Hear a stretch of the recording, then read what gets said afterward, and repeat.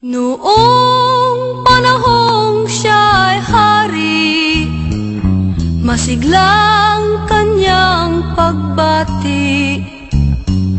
Mahigpit ang hawak ng mga daliri, at ang lakad na may matuwid.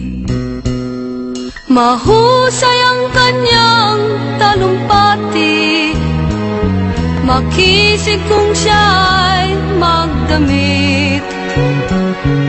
Malalim ang kanyang pag-iisip, at lahat ay sa kanya nakatitig. Ngunit ngayong siya'y pagod na, mahina na rin ang katawan. Nagmamasdan na lamang sa bintana ang unti-unting pagdaloy ng ulan.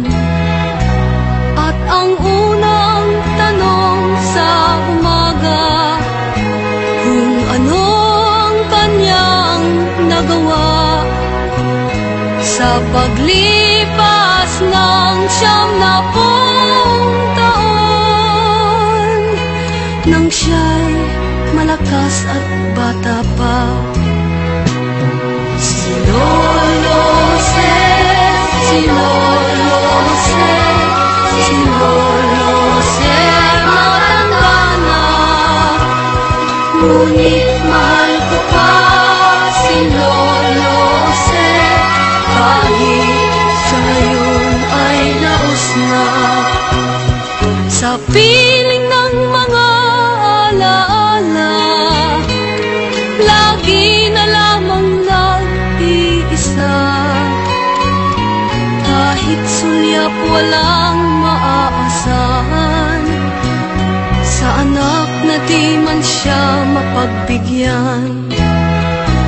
At ang unang tanong sa umaga, kung mayroon pa siyang magigisnan, naliwanag sa nalalabing buhay. Ngayon siya'y matanda at laos na.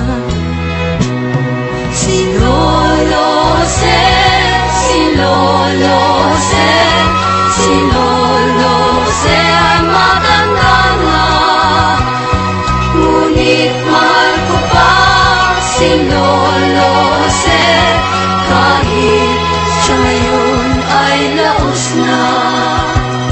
Sa dilim ng kanyang pag-aasam, maghapon na lang nakabantay.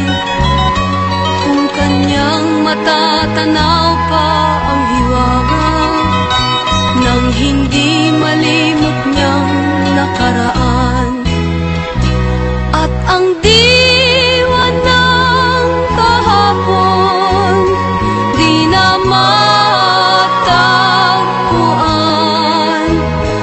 at ang sinag ng umaga di naanan ng ulan, at ang hirap na nasa puso di na mapapantayan. Kung maari lang pawiin ang dusa.